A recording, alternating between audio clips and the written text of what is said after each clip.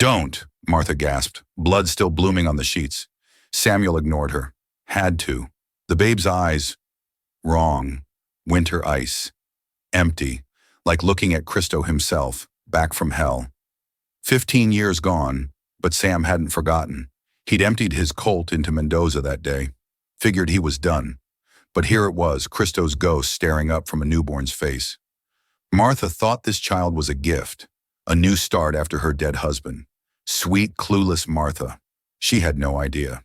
This weren't no blessing, it was a debt come due, a reckoning, and her kindness. The way she looked at that tiny monster like it was the moon itself. Yeah, the Mendozas wouldn't see that coming. Sam. Martha's voice cracked through exhausted whispers. Is the baby? Is she all right?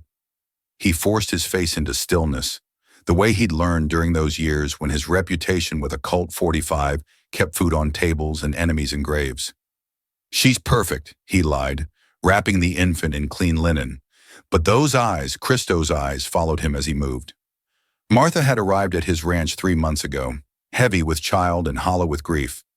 Her husband had died in a mining accident up in Silver Creek, leaving her with nothing but the clothes on her back and a baby growing in her belly.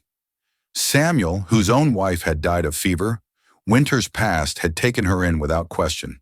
It was what decent folks did. His ranch sat in a valley where the wind carried secrets, and the mountains kept them. 20 head of cattle, a sturdy cabin, and enough land to disappear if a man needed to. Samuel had built this life carefully, deliberately, after hanging up his guns and walking away from the kind of reputation that followed a man like smoke. But now, staring into this newborn's impossible eyes, the past crawled up his spine like a spider. Martha struggled to sit up, reaching for her daughter. Let me hold her, Sam. He placed the baby in her arms, watching Martha's face transform with love, so pure it made him ache. She had no idea, how could she? The resemblance was in details only Samuel would recognize. The unusual eye color, the shape of the small ears, the way the baby's tiny fingers curved just so. Outside, thunder rolled across the valley like distant gunfire. Samuel walked to the window, his reflection ghostly in the rain-streaked glass.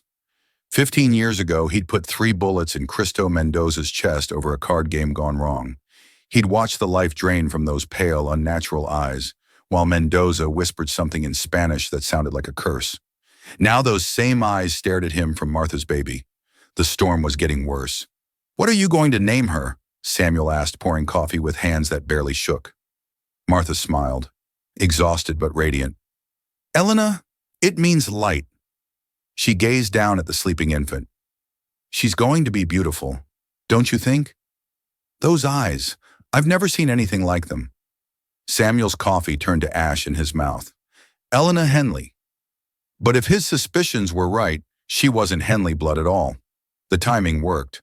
Martha's husband had been dead 8 months, but she'd been 6 months along when she arrived. Someone else was this baby's father, someone with Cristo Mendoza's eyes.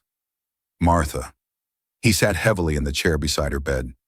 Tell me about your husband, about before he died. Her smile faded. Why? Just curious. You don't talk about him much. She was quiet for a long time, stroking Elena's dark hair. Outside, the storm hammered the roof like angry fists. Thomas was a good man, she finally said, but he wasn't Elena's father. Samuel's blood went cold. What do you mean? I was already caring when I married Thomas. He knew. Tears started down her cheeks. The real father, he was a drifter, charming, dangerous. Said his name was Cristo. She looked up at Samuel with desperate eyes. He left before I could tell him about the baby. Thomas married me anyway, gave the child a name. But now Thomas is dead and I'm alone. And Cristo what? Samuel's voice came out rough as sandpaper. I don't know his last name. He never said. Martha's hands tightened on the baby. Samuel scaring me. Why does it matter? Samuel stood abruptly, pacing to the fireplace. Cristo Mendoza was dead. He'd made sure of that. But men like Cristo had brothers, cousins, sons. The Mendoza family was poison that spread through the territory like wildfire, leaving blood and broken lives in their wake. If they knew about this baby, it doesn't matter, he said finally. You're safe here. But even as he said it, he heard riders approaching through the storm, 3 horses moving careful and deliberate through the rain. Samuel's hand moved instinctively to where his gun used to hang, finding only empty air. Martha heard them too. Sam, who would be riding in weather like this? He moved to the window, peering through the darkness. Lightning illuminated 3 figures on horseback, waiting at the edge of his property line, like wolves testing the wind. They weren't seeking shelter. They were watching. Stay here, Samuel ordered, moving toward the gun cabinet. Keep Elena quiet.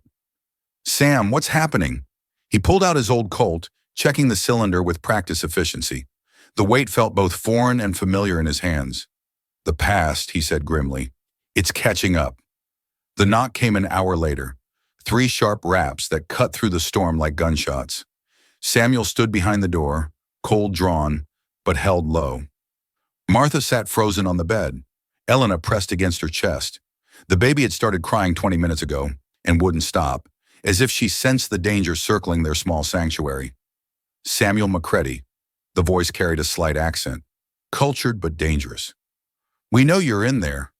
Don't know any McCready, Samuel called back, though his throat felt lined with dust. Soft laughter.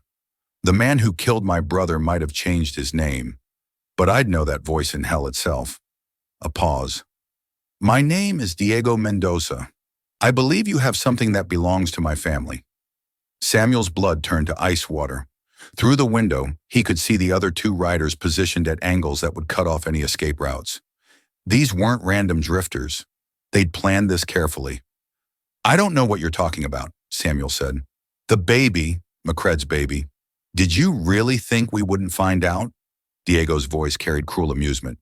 My brother had a way with women before you murdered him. We've been tracking his legacy for 15 years now. Martha's face went white as understanding crashed over her. She clutched Elena tighter, and the baby's cries intensified. Sam, she whispered. What does he mean? Samuel moved to the window, staying low. Diego Mendoza sat his horse like a king, surveying his domain. Tall, dark-haired with the same pale eyes that now stared up from Elena's face. The family resemblance was unmistakable. The child is innocent. Samuel called out. Innocent? Diego laughed. She carries Mendoza blood. That makes her family, and family belongs with family. His voice hardened. Send her out, McCready. Send them both out. And maybe you live through this night. Samuel's mind raced through options, all of them bad. The Mendozas were known for their long memories and creative revenge. If they took Elena and Martha, neither would survive the week. But the cabin had only 1 door, and 3 men with rifles were better odds than most gunfighters could handle. You have 1 minute to decide, Diego called. Then we come in shooting. Martha was crying now, silent tears streaming down her face as she rocked Elena. I'm sorry, she whispered. I never meant for this to happen. I didn't know he was dead. Samuel looked at her. This woman who brought light back into his dark world, who trusted him with her safety and her child's future. She deserved better than to die for his sins. There's a root cellar behind the kitchen, he said quietly. Take Elena and get down there. Don't come out no matter what you hear. What are you going to do? Samuel checked his ammunition one last time. 6 bullets against 3 men. His hands were steady now, muscle memory taking over. What I should have done 15 years ago, he said, finished it. Outside, Diego Mendoza began counting down from 60. Wait. Martha's voice stopped him as he reached for the door latch. Sam, look at me. He turned and she was holding out a small silver locket, tarnished and dented, but gleaming in the firelight. This was my mother's, she said. She gave it to me before she died, told me to give it to someone who showed me what real love looked like.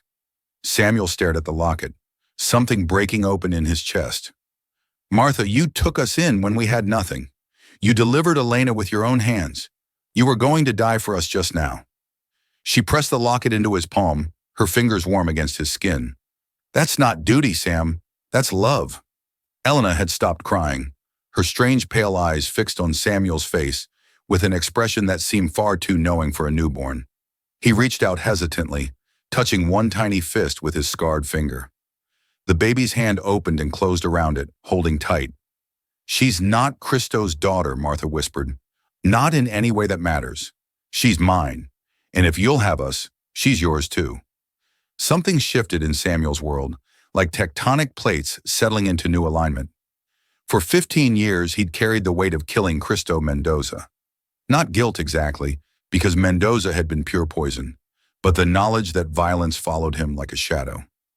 Now looking down at Elena's face, he saw not his enemy's legacy, but possibility, hope. 30 seconds.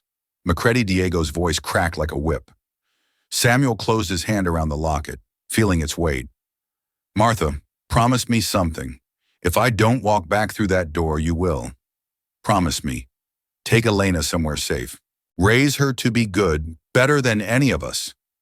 He met her eyes. "Promise me she'll never know this world of guns and blood."